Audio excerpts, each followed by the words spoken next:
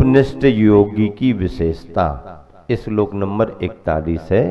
स्वरूपनिष्ठ योगी की विशेषता, जो स्वरूप में स्थिर है उसकी विशेषता क्या मानी जाएगी, क्या दिखती है वो। ब्रुवन्नपि नवृते गच्छन्नपि न गच्छति स्थिरीकृतात्म तत्वस्तु पश्यन्नपि न पश्यति। एक साथ मिलकर के, ब्रुवन्नपि नवृते गच्छन्नपि न गच्छति स्त्रीकृतात्म तत्वस्तु पश्यन्नपि न पश्यति। स्थिरीकृत आत्म तत्व तु, आत्म तत्व में स्थिर रहने वाला। किसमें स्थिर रहने वाला? अपने आत्मा के स्वरूप में स्थिर रहने वाला। आत्म तत्व में स्थिर रहने वाले का मतलब है अपने स्वरूप में स्थिर रहने वाला। ब्रुवन अपि ही न ब्रूते, बोलते हुए भी वो नहीं बोलने के समान होता है। जिसका उपयोग अपने में स्थिर है, ऐसा वह योगी साधक बोलते हुए भी नहीं बोलने के समान दिखता है। कैसा दिखता है? बोल तो रहा है, लेकिन उसकी चित्त वृत्ति को अपन अगर परखें तो ऐसा लगता है कि ये बोलते हुए भी नहीं बोलने के समान है, चलते हुए भी नहीं चलने के समान, और देखते हुए भी नहीं देखने के समान उसकी चित्त वृत्ति दिखती है। उसका उपयोग अपने में रमा हुआ है। जिसका उपयोग अपने में रमा हुआ है वह अगर आवश्यकता पड़ी है, किसी से बात कर रहा है तो बात तो कर लेगा, लेकिन उस बात में उसको रस नहीं आएगा। बात कर रहा है पर उसमें रुचिवंत नहीं दिख रहा। रुचिवंत तो वो अपने में है, लेकिन बात कर रहा है, चल रहा है, लेकिन चलने में रुचिवंत नहीं दिख रहा है, केवल चल रहा है। रुचि तो उसकी अपने अंदर बनी हुई है। देख रहा है, लेकिन देखने में रुचि नहीं दिख रही है। रुचि तो उसकी अपने अंदर है। ऐसा कोई व्यक्ति तुम्हें मिला कभी? तुमने किसी को ऐसा देखा? तुम्हारे में तो संभावना है ही नहीं लेकिन ऐसा कोई दिखा क्या? जो स्वाध्यायी होते हैं, संयमी होते हैं, योगी साधक होते हैं, उनमें ये विशेषताएं आती हैं। वो अगर ऐसे बैठ गए तो आधा घंटा एक घंटा वो ऐसे ही बैठे रहेंगे। कोई भी आता जाता रहे, कोई फर्क नहीं पड़ता। बैठे तो बैठे हैं वो। चिंतन करने लगे तो उनका चिंतन ही चल रहा है, कोई फर्क नहीं पड़ता कौन आ रहा कौन जा रहा। क्षुल्लक जिनेंद्र वर्णी की समाधि हुई ईसरी में सन 1983 गर्मी के समय में। गुरुवर आचार्य श्री के चरणों में वो आए थे, निवेदन किया था, साधना उन्होंने की। बहुत बड़ा योगदान है जिनेंद्र वर्णी का दिगंबर जैन समाज के लिए।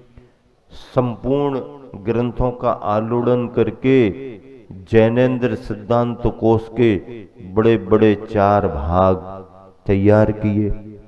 बहुत बड़ा, बहुत कठिन काम था, वो किया उन्होंने। अंत में गुरुवर आचार्य श्री से क्षुल्लक दीक्षा ली, ईसरी में ही दीक्षा ली, क्षुल्लक दीक्षा। और उन जैनेन्द्र वर्णी का नाम क्षुल्लक सिद्धांत सागर जी रखा गया। आचार्य श्री ने सोच करके सिद्धांत सागर, जैन सिद्धांत कोश बड़े बड़े लिखे, सिद्धांत सागर। उनकी वृत्ति देखी हमने। उस समय इसी शिखर जी में हमारी दीक्षा हुई थी 10 फरवरी 1983 को। तेरापंथी कोठी के मानस्तंभ के सामने जो हाल है ना, वहां पर 7 ब्रह्मचारियों को आचार्य जी ने 7 अलग दीक्षाएं दी थी। 10 फरवरी को दीक्षाएं दी थी, 16 फरवरी को आचार्य जी ने बिहार कर दिया था ईसरी के लिए, और 23 जनवरी को आए थे। 23 जनवरी को गुरुवर आचार्य जी का पहली बार शिखर जी मंगल प्रवेश हुआ था। 23 जनवरी से वंदनाएं की, 7 वंदनाएं आचार्य जी ने की थी। ब्रह्मचारी बहुत थे संघ में, फिर 7 ब्रह्मचारियों को 7 अलग दीक्षाएं दी। 10 फरवरी को अलग दीक्षा दी। एक बहुत बड़ा सार्वजनिक प्रवचन जो बाहुबली भगवान का मंदिर 24 है ना, 20पंथी कोठी के सामने, उसमें खुले में प्रांगण में धूप थी, सब अच्छा प्रवचन हुआ। और 16 फरवरी को आचार्य जी ने, नहीं 16 को प्रवचन हुआ था, 17 को शायद बिहार किया था, उसी के तुरंत बाद। इतना प्रवास गुरुवर आचार्य श्री का सम्मेद शिखर जी में रहा। ये जो अभी शहर और बस्ती दिख रही है ये उस समय कुछ नहीं थी। 2 कोठियां, मध्यलोक भी नहीं था, दोनों कोठियां थी, भौमिया भवन था, बस इतना ही परिसर शिखर जी का, और छोटे मोटे जो भी ऐसे रहे हों, ये सब बात का है। उस समय सन 1983 में ये था। चंदापुर जिनालय जो है, वहां पर धूप में आचार्य जी सुबह बैठते थे, धर्म चर्चा होती थी। दिन छोटे होते थे, शाम जल्दी होती, अभी भी होने लगी, तो जनवरी वगैरह में तो और, तो ऐसा करके तो जिनेंद्र वर्णी का क्षुल्लक दीक्षा का नाम सिद्धांत सागर रखा गया और उनकी संलेखना प्रारंभ की गई। जिनेंद्र वर्णी की सबसे बड़ी प्रॉब्लम थी, वो उनका एक हार्ट कमजोर था, और फेफड़ा उनका फेफड़ा कमजोर था। उस एक ही फेफड़े से उनका काम चलता था, पढ़ते लिखते रहते थे। जब वो अपने उसमें बैठते थे स्वाध्याय में या अपने विचारों में, चिंतन में, तो दुर्बल काया थी, कमजोर शरीर था, लेकिन आसन लगा के बैठे तो ऐसे ही बैठे रहते थे। हम नए नए अलग जी थे तो आचार्य जी ने ड्यूटी लगाई भैया वृत्ति के लिए, क्यों, वो क्षुल्लक जी थे, क्षुल्लक अलग जी सजाती है एक ही भाग में। मुनि महाराज जी भैया वृत्ति करने में, अब चूंकि क्षुल्लक जी थे तो भी सहयोग करते थे, लेकिन हम लोग उनकी उठाना बैठालना भैया वृत्ति करना आदि करते थे। तो उनको कफ बहुत आता था, एक कटोरी रखे रहते थे, उसमें कफ निकालते रहते थे, बहुत कम बात करते थे। बीच बीच में अगर कोई आवश्यकता हुई तो संकेत करते थे, नहीं तो हम लोग बीच बीच में पूछते थे कोई आवश्यकता, कुछ करना क्या, तो ऐसा इशारा कर देते थे, नहीं कोई आवश्यकता नहीं, बैठे रहते थे, विचार करते रहते थे। वो मुद्रा जो बैठने की उनकी बनती थी, वो अभी भी ऐसी दिखती, बिल्कुल जैसे ऐसे ही बिठाल दिया तो बैठे ही हैं बिल्कुल।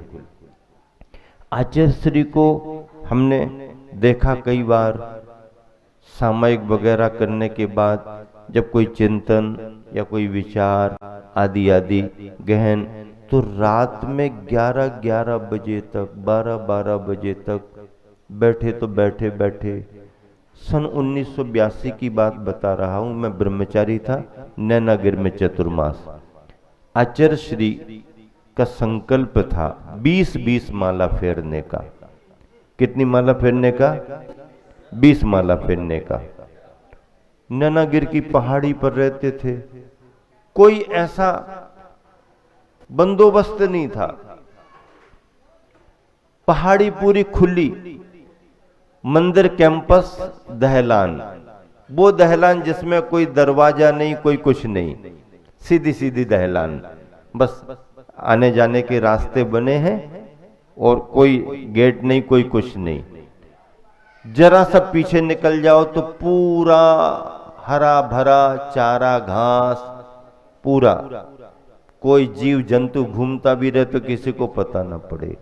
बारिश पानी जब खूब आए तो जीव जंतु निकल निकल करके सुरक्षित स्थान दहलानों वगैरह में आते, क्योंकि उनके बिलों में पानी भर गया तो वो निकल के आएंगे।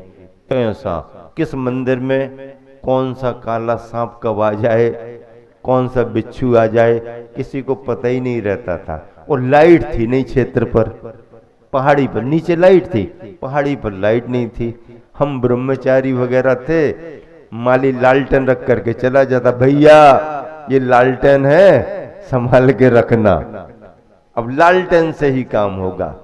उस समय टार्च वगैरह तो थी, पर हम ब्रह्मचारी लोग टार्च नहीं रखते थे, टॉर्च नहीं रखते थे, कुछ नहीं।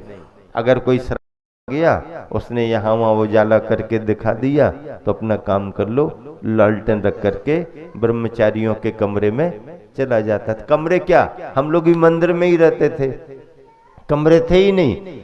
पहाड़ी पर कोई कमरा था ही नहीं, जितना संग रुकता था सब मंदिरों की दहलानों में। किसी किसी में गेट थे तो वो गेट बंद कर लो। आचार्य श्री जहां विराजमान है, आप कभी नैनागिर जाओ तो पूछना, वहां के लोग बताएंगे।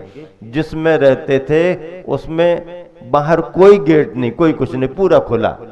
कुत्ता भी आकर के अगर बैठ जाए रात में तो उसको कोई मना करने वाला नहीं, और कोई जीव जंतु भी आकर के बैठ जाए तो कोई बंदेज नहीं। ऐसा कई बार सांप आए गए। आचार्य श्री ने खुद अपनी चर्चा में बताया कि रात में भी बहुत अंधेरा होने पर रात में भी दिखता है, एहसास होता है, और थोड़ा सा उजाली रात हो तो उसमें सब दिखता। तो बोले सांप वगैरह तो ये बारिश पानी की वजह से आते रहते, घूमते रहते हैं। प्रति रविवार को हमने देखा, प्रति रविवार अपनी आंखों से देखा।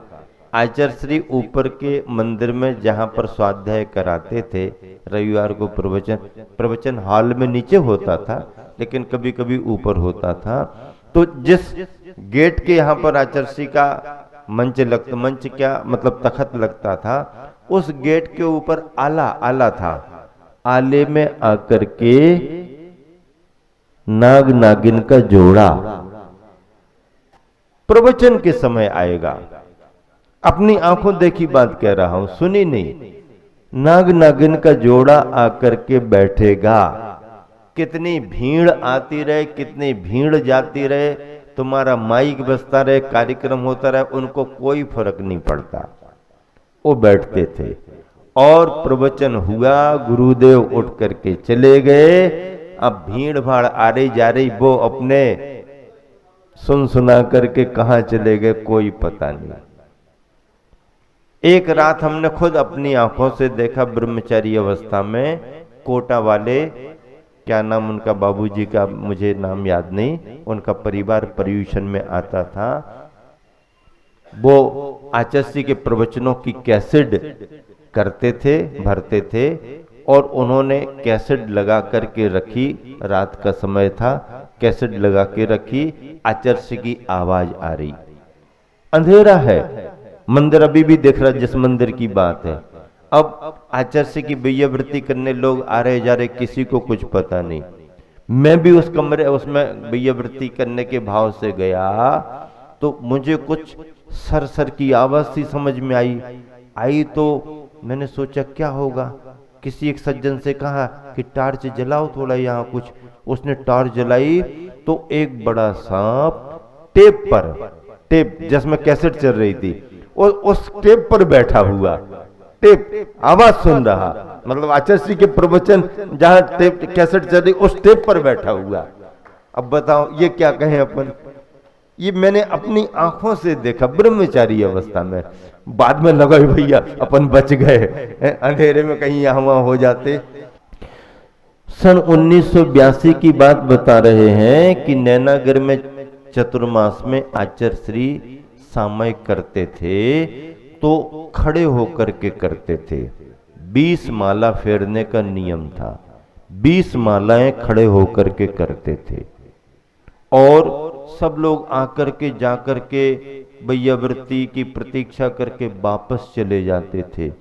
अब जब कोई भी नहीं रहता था तो हम ब्रह्मचारियों को चिंता रहती थी, और खास करके मुझे ये लगता था कि आचार्य श्री इतनी विलंब से सामयिक से उठेंगे और कोई वैयावृत्ति करने वाला ना हो। ये तो ठीक नहीं। लेकिन उतनी देर तक अपन बहुत थक जाते थे, अपन को नींद आने लगती थी।